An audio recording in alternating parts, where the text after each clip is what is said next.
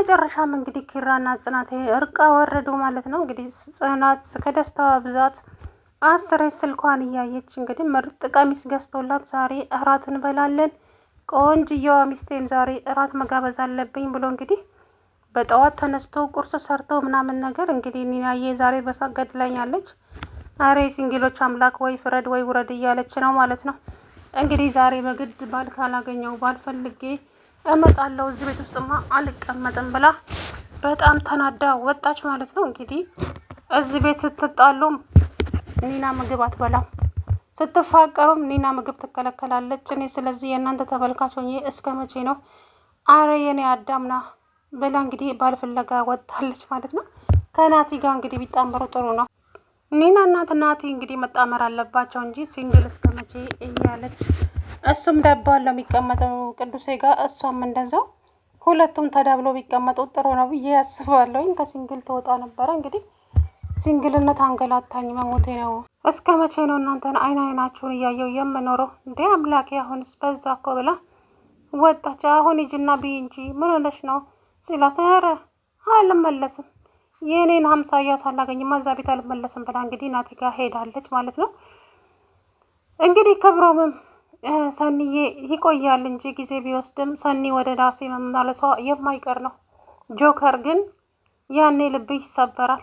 ይኸውልህ አንድ ነገር ልምከር ክብሮሜ፣ የሰናይትን ውሳኔ እናክብርላት። በቃ እሷ እኔን መርጣለች አይደለም፣ አብራችሁ ኑሩ እስካልን ድረስ እንኖራለን።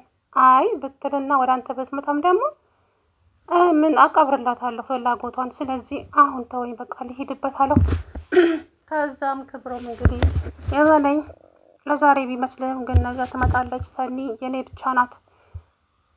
እሷ ውለታ አስሯት ነው ወደ አንተ የመጣችው አለው ማለት ነው። እንደዛ እንኳ አይደለም፣ ያው በክፉ ቀኗ አጠገቧ ነበረ። እንግዲህ ከስፒድ አስመልጦ እዚህ ደርሰዋል። ስፒድ የሚባለው ሰውዬ እንግዲህ አልሞተም አለ።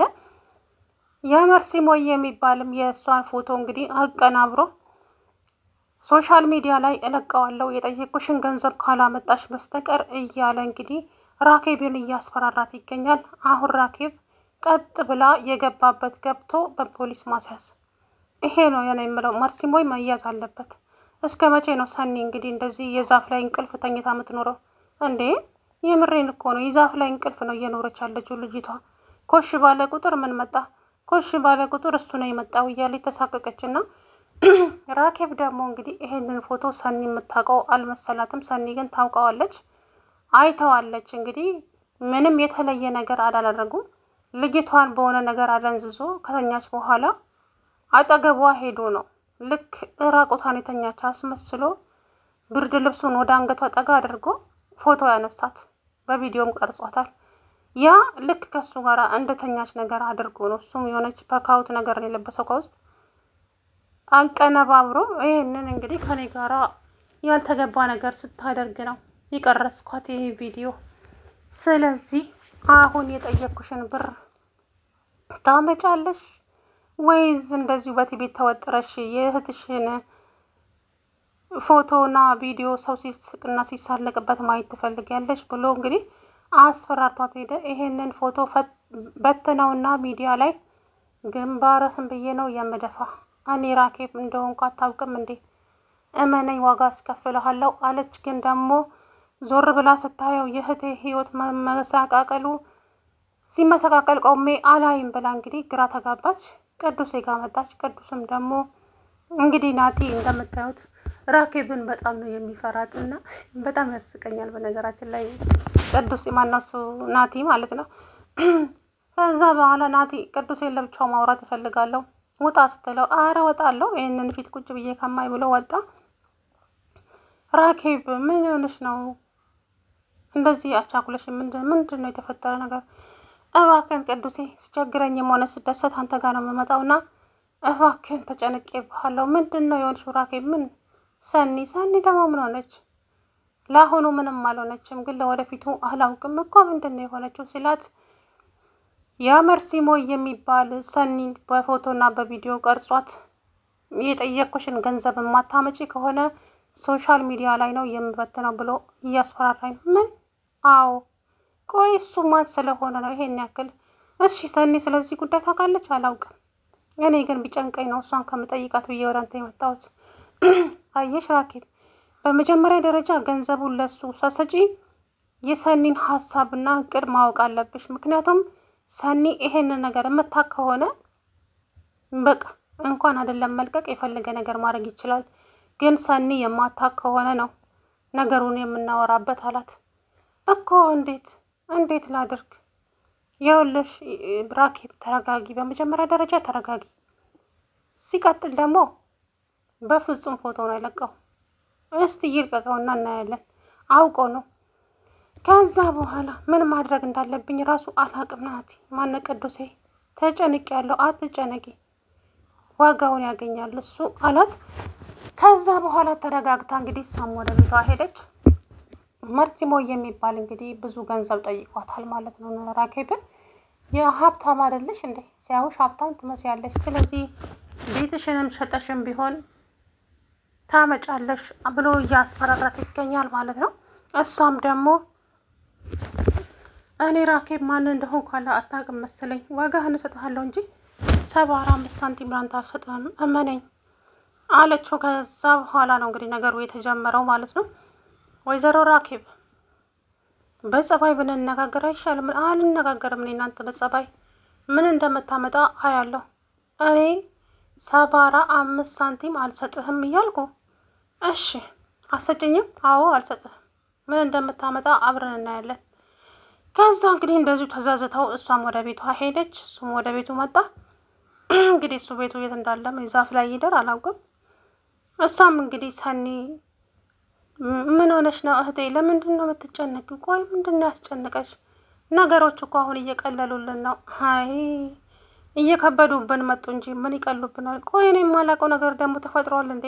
አይ ምንም የለም እህቴ፣ አንቺ ብቻ ተረጋጊ። ለማንኛውም እህቴ አንቺ እንደዚህ እየተጨነቅሽ እኔ እንዴት ነው ዝም የምለው? እባክሽን ንገረኝ እህቴ፣ ምንድን ነው የሆንሽው? ስትላትም ሰኒዬ ጊዜው ሲደርስ እነግርሻለሁ፣ አሁን ግን ምንም ልነግርሽ አልችልም። አሁን አንቺ ራስሽን አስታሚ፣ ደህና ሁኚ። ስለዚህ ከዚህ በኋላ ለሚመጣው ግን አብሬሻለሁ አለቻት። ከዛም ልጅቷ በእህቷ ግራ ተጋባች። ምንድን ነው የሆነችው ደግሞ? ያ ከይሲ አግኝቷት ምን ብሏት ይሆን ደግሞ? አምላኬ ሆይ አረ ስቃይን በቃ በለኝ ጌታዬ እያለች እንግዲህ ሰኒሻ ራኬብ እንግዲህ ምርጥ እህት ናት እውነት ለመናገር። መርሲሞ የሚባል ግን እንግዲህ እሱ እቅዱ ከስፒድ ጋር ሆኖ ቤቱን መቀማት ነው። ገባችሁ? ቤቱን አስፈራርቶ ወይ አሸጦ ገንዘብ መቀበል ነው የሚፈልገው ማለት ነው። እናም እንግዲህ ራኬብ ዛሬ አፏ አምልጧትም ተናዳም ቢሆን አላውቅም፣ ለሰው ቤት ካርታ ብላ እነሱ እንኳን ዞር ብለው እኮ አላዩዋትም። ለእኛ ብላ ነው እንደዚህ የሆነችው እንኳን አላሏትም አንዳቸውም። ግን ለሰው ቤት ካርታ ብላ እሷ ተሰቃየች። እህቴ አንድ ሰው እንኳን የተወደቅሽ እኮ የሚላት ሰው የለም። በጣም ነው ተናዳ እንግዲህ እንደዛ ያለችው ማለት ነው። አሁን እንግዲህ ጽናትና ኪራ ምንም የሚሰሙት ነገር የለም። እናቴ ኃይለኛ ሮማንሲ ላይ ናቸው ማለት ነው። ፍቅራቸውን እያጣጣሙ ነው። ምክንያቱም እንግዲህ ካልቀጠሉ በዚሁ ከቀጠሉ ጥሩ ነው። እንደውም ዛሬ 10 ጊዜ ስልኩን ስታይ ጎሽ ደግሞ ያ ቤክ ይሆን እንዴ ሊደውልባት ይሆን እንደ ብዬ የኔ መሳቀቅስ ከኪራ ጋር ሳሎን ቁጭ ብላ 10 ጊዜ ስልኩን ታያለች። ከዛ በኋላ አይኔ ጉዴ ፈላ። ደሞች ልጅ ምን ልትል ይሆን አሁን ደግሞ እያልኩ በስተ መጨረሻም ግን ያው እንዴ አንቺ ግን ምንድን ነው ስልኩን 10 ጊዜ የምታዩ ሲላት፣ እንዴ ሰዓቷ ሊዳለኝ እኮ ምክንያቱም በቃ ሰዓቷ አልመሻለኝ። እንዴ የት ለመሄድ ነው ሰዓቱ አልመሻለሽ? ተረጋጊ እንጂ። እንዴት ነው የምረጋጋው እንዴ? ምክንያቱም እራት ግብዣ እኮ ነው ውዱ ባሌ እራት ሊጋብዘኝ ነው አለኝ። አይ ቢሆንም እጋብዝሻለሁ፣ እኔማ እጋብዝሻለሁ፣ ግን ተረጋጊ የኔ ውድ። ከዛ በኋላ እንግዲህ እሺ አለች እና ሄደች ማለት ነው። ከዛም እንግዲህ ኪራ ወስድሻለሁ እኮ የኔ ቆንጆ፣ እራቱን ያልሽው እንሄዳለን፣ ምንም አታስቢ፣ እጋብዝሻለሁ፣ ቆንጆ እራት፣ ልክ እንዳንቺ ቆንጆ የሆነውን እራት እጋብዝሻለሁ፣ ልብሱን ልበሽና አሳይኝ አላት። ልብሷን ለበሰች። እንግዲህ ኒናዬም እንግዲህ ባል ፍለጋ ሄዳለች። ሀቻይን ሳላገኝ ዛሬ ወደ ቤት መመለስ አልችልም፣ በፍጹም አላደርገውም፣ ምክንያቱም እስከ መቼ ነው እኔ በሲንግል እንደዚህ ተቃጥዬ የምቀመጠው እንዴ? አንድን የሚመስልን ሰው ማምጣት አለብኝ አለች። እንደው ዛሬ ሳቆሳቅ አትጠይቁኝና ወይ አንቺ ልጅ እንደው ምን ይሻልሻል? አረ እንደው ሊና ታይ ግን እናንተ ምን አለባችሁ እንዴ? አሁንማ እኮ ትንኝ ይመስል ጆሮዬ የማይሰማው ነገር የለም። ተሰቃየው እኮ እኔ። ስለዚህ የሆነ ነገርማ ማድረግ አለብኝ። እሺ አልቅብሽ። ምን ልታደርጊ ነው እንዴ? ኪራ ደግሞ ሄጄ ለራሴ ፍቅረኛ የሚሆን ብቻ ከሲንግል የሚያወጣኝን ሰው ፈልጋለሁ ስትል እንግዲህ ኪራ በሳቅ የለም ማለት ነው። ወይ አንቺ ብድ ሆንሽ ልጅ እና ለዚህ ነው ከኛ ጋር ምግብ ያልበላሽው? ኧረ በዛ ሰዓት መጥቼ ከእናንተ ጋር ምግብ ይበላ የሚፈጠረውን ነገር አስበሃል? ምን ይፈጠራል? ኧረ ማላቅ መሰለህ እንዴ? ወይ ተነሺ ወይ ሂጂ ከዚህ ብለህ ቀኔን ልታበላሹብኝ። ስለዚህ በመሀላቸው አልገባም ብዬ እኔም ደግሞ ሲንግልነቴን አምላኬ ሆይ እባክን ከነሱ እኩል አድርገኝ እያልኩ ፈጣሪን እየለመንኩት ነበረ አለችው። ወይ ጉድ አንቺ ልጅ እያለ ሰላም ውድና የተከበራችሁ የቻናሌ ቤተሰቦች እንዴት ናችሁ? አለው ደህና ነኝ። እንግዲህ በስተመጨረሻም ኪራና ጽናቴ ደስ ይላሉ። በዚሁ በቀጠሉ በሉ ምንም ነገር በመሀላቸው ባይገባ ከዚህ በኋላ እንግዲህ ሁለታቸውን መተሳሰብና አንዱ ለአንዱ እሷም ስራ ሲበዛበት መረዳት አለባት፣ እሱም እንደዛው እንግዲህ እንደዩ የተደጋገፉ ፍቅራቸውን መቀጠል አለባቸው። እውነት እሷም ይሄ ቤኪ የሚባለውን ሲጀመር እሱን ለማናደድ ነበር እንደዛ እያደረገች ያለችው እንጂ እኔ እንጃ። ለኪራ ያላት ፍቅር እንግዲህ የተለየ ነው። እውነት ለመናገር ያው ኪራን ለማናደድ ነው መሰለኝ ቤኪ ምናምን እያለች እንግዲህ ስልክ ስታወራ የነበረው። አውቃም ሊሆን ይችላል፣ እኛ የምናውቀው ጉዳይ የለም።